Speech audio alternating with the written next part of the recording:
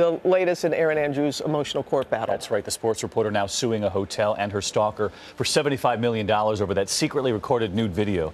Closing arguments set to take place this morning. The case could soon be in the hands of the jury, and ABC's Eva Pilgrim is covering the trial for us in Nashville. Eva, good morning. Good morning, David. After 7 days of testimony, later today, a jury will begin to weigh the evidence to decide who is at fault and how much each side is to blame for a naked video of Erin Andrews, a stalker, posted online. This morning, a jury will get the chance to decide who is to blame for a naked video of Erin Andrews that went viral on the internet. Jesse Palmer, ESPN analyst and now a Good Morning America contributor, in a deposition testifying about Andrews' demeanor after the incident. He was her ESPN colleague at the time, saying Andrews was quiet and more reserved after the video came out. I remember thinking, and with amazement really, at the performance she was giving. Andrews suing her stalker, Michael Barrett, as well as the owners and managers of that Marriott for $75 million, claiming the hotel made it easy for Barrett to shoot the nude video. This could have been stopped. The Nashville Marriott could have just called me. Michael Barrett says he was having money problems when he came up with a plan. Record video of Andrews naked in her hotel room on his cell phone through a peephole and sell it for money. Wait till the shower was turned off. I pulled the plug out and waited for the opportunity.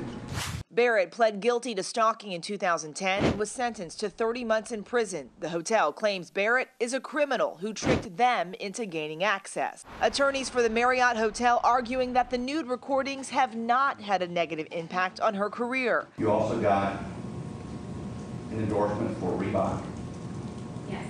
Andrews maintaining this incident has caused lasting emotional scars. I instantly cover the peephole.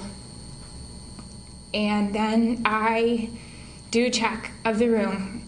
I look everywhere. The video, which is still online today, has been seen nearly 17 million times at court, her family by her side, her father saying almost 8 years later, his daughter still isn't the same. She's not the girl that we used to know. The jury will likely get this case sometime after lunch today. David? All right, Eva, thanks so much. Great reporting on this every step of the way. We've got ABC's chief legal analyst, Dan Abrams, right here with us with more. Dan, always great to have you with us. First, take us into the jury room, because we heard that grueling cross-examination asking Erin Andrews, did this really hurt your career? So what do these jurors have to decide? Yeah, the first question is liability, meaning who's responsible for this and are they responsible? There's no question that Barrett is responsible. He's admitted that he did this, that he altered the peephole. He's going to be found responsible. Then the question is, should the hotel and the management group be found responsible, meaning were they negligent? Assuming the answer to all of those questions is yes, then it's damages. How much should this be worth to Erin Andrews? And we've heard the figure $75 million. Obviously, the stalker doesn't have $75 million. So where would that come from? Well, that could be one of the most interesting questions in the case, right? So if the jury comes back with a huge award, a lot of it's going to be against him. And then probably some of it might be against the hotel and the management group.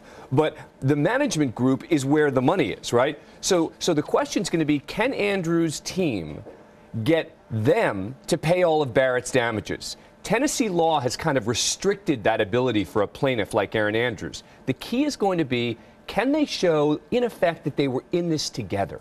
Did they work in concert? Not an easy argument for Erin Andrews' team. So if in the end, they can't get the hotel management group and owners to pay for Barrett's damages, that could reduce the amount that she ultimately have to convince they were in it together, as you say, That's and right. putting them in the room next door. That's the challenge for her team. The challenge then for the defense would be? Well, there are challenges throughout for the defense, right? They've had to be so careful because, there's no question that she was a victim here. So this has been a tough case for the defense, particularly on cross-examination, as you pointed out. Dan Abrams with us. Have a good weekend.